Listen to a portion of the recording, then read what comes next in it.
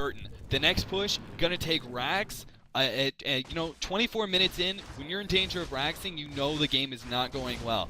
But then again, at the same time, look at PGG. He has Lothar's Edge, Ultimate Orb, and Treads, and he's level 17. He's coming out with some serious damage. And, you know, he's really hitting his prime right about now at this 25-minute mark. He's really doing the max amount of damage for time being. That he's going to be able to do, and after that you're going to see Demon coming in pretty strong. All the meanwhile, hopefully we're going to see Kuroki finally. There it is, Blink Dagger. I was about to say, you know, he was only 4xing with a Treant solo, and it was because he died a couple times. Yeah, they did gank him quite effectively on bottom. Yeah, they did a great job with that. But finally, he does have his Blink Dagger, so you know, hopefully we're going to see a couple really nice team fights. But unfortunately, Enigma, no Blink Dagger there, and Puppy on Earthshaker, no Blink Dagger there as well. But you know, that's the power of Treant Dagger, is that you Blink Dagger is that you can blink in, you can set up your ulti, which sets up the rest of your team to really just walk in there, no blinks needed, walk in and you know, set up their own ultis. So it's going to be really, really important these next couple team fights. Nirvana really needs to defend really well, expertly, but there goes, Misery goes down on top. PGG plus a nice play. Vector taking the Mirana down. Way to go. But potentially we're to see Roshan here. Hidden Roshan. If they take Roshan, this is going to be really hurting them. But at the same time, if Nirvana sense it out and gets a nice gank in, that could really turn their game around for them, but it doesn't. And look how well like timed it is too. It's right when Battle Fury is completed on Proudmoore, so he's hitting so much harder. They're going to be able to burn that Roche down. I mean, there's no real reason to take Roche right now. Obviously, you want to take it whenever you can, but it's just, you got to think of the timing on that, because you don't expect Roche. You think that they're going to be farming, they're going to be doing other stuff, and then all of a sudden, boom, Roche is done. And I mean, yes, you could say all three lanes are pushed for this Hellborn team, so it is a good time to take Roche, and that is true. But it's also just so nice that Battle Fury just finished, and we do see a regen being bottled by Proudmoore here top. Is that a ward they have on bottom that they can see that? Or pings going off? Maybe not. I think that was actually just spectator pings. But we do see the Aegis on Proudmoore, so he's going to be doing a lot of damage, dying, rezzing, and doing a lot more. We also see, instead of Vanguard on Demon, he's just going straight for that Radiance. And he may actually pick up the Ring of Health right now. I can't quite tell. He was headed over to the side secret shop. He's going to X marks the spot actually on Demon. This is not looking good. Tor going off. Are they going to be able to take Demon out? Arrow misses. That would have been huge. And Spectre is going to be able to get out here. Boat trying to hit him. Not in time. Unbelievable. And basically, as the entire Hellborn, another haunting. I'm sick, okay? And I don't mean that just in this game. I mean, I think I'm getting a little under the weather here. So I do apologize for acting like a complete tool and calling Dota terms home. But we do see Shadowfiend coming in here using his ult, doing a huge ult. And Warlock throwing his ult down. And, yeah, unbelievable. Tree wanted to come in. Looks like his ult is still up, but we do have Enigma throwing his ult out. Earthshaker, his ult, Totem Stomp. Sand King trying to get out, but not going to happen even with the invis. And it does look as though, is Radiance on? No, it's not. I missaw that. And Nevermore coming in doing some work. And Loda actually going down. He was insta-gibbed, I believe, by Nevermore's ult, and that's why we saw the Aegis go off. Warlock trying to get out now. But here comes just the mid-game power of this Legion team. Just Team Ultimate is what I'm going to call him. And there's the Blink Dagger. Nice body block by Tree. Good fissure by Earthshaker. L coming in trying to do some work, but it's not going to be enough to save him. And Demon with a triple kill, giving Spectre the kills. And picking up a regen rune. Oh man. My goodness. This is just not looking good. Spectre now 16. Probably has his Radiance and more. Yeah, and they're going to start taking towers, and it's just going to be even more farm. I got to say, that team fight was so well played by Nirvana.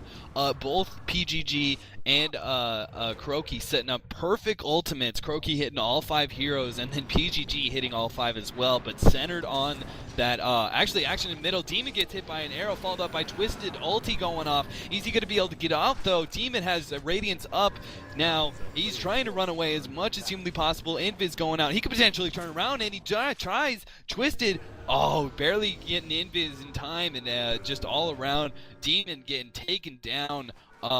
In the meantime, looks like we're gonna see potentially DDT maybe try and push again. I don't know. Like that last team fight was so incredibly crucial because really DDT really needed to finish up with their pushes and start taking racks soon.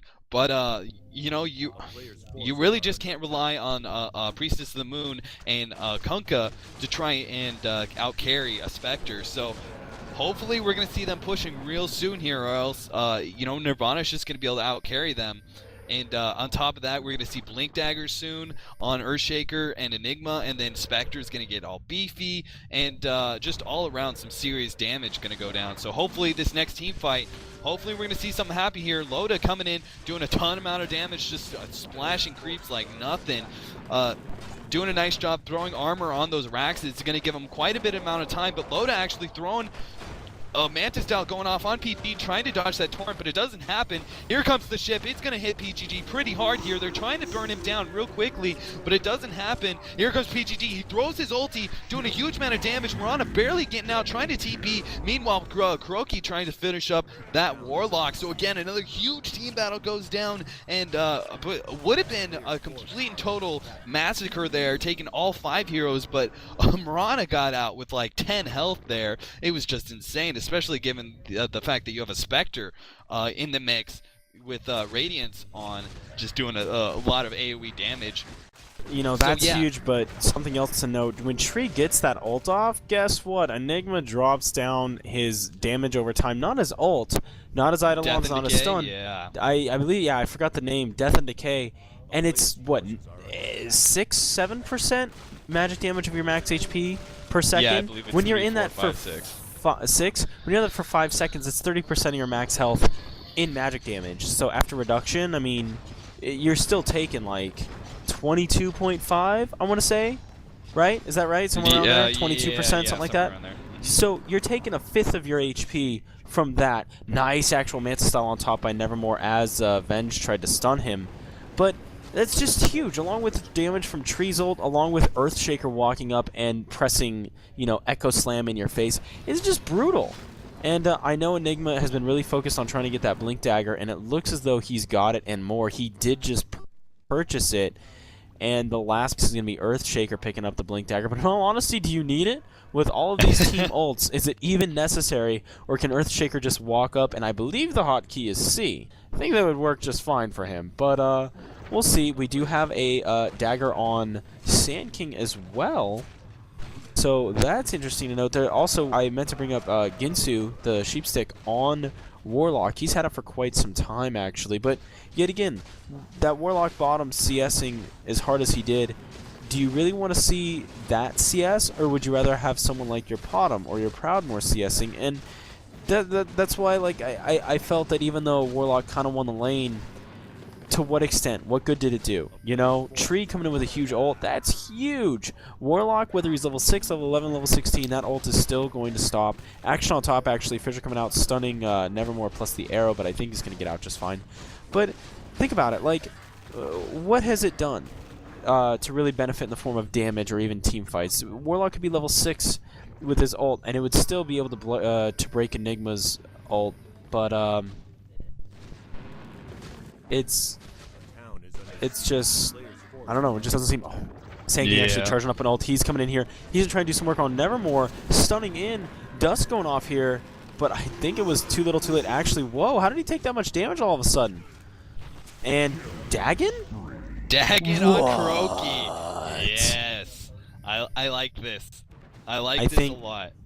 I'm not going to lie. Oh, and actually Spectre picking up a kill on Venge up here shortly. Oh, good swap, but the boat... kind of a missed time. Venge getting out with 88 HP. Well done. X marks the spot on Spectres. Warlock and Proudmoore going to be able to take him out. He tries to invis, but not in time. Dust on Warlock, not going to happen. And, yeah. Dagon on Tree. Cap. I'm out of words. Take it away. I really like this idea on Kuroki. First of all, you know, it gives him a little damage, little intelligence, blah blah blah.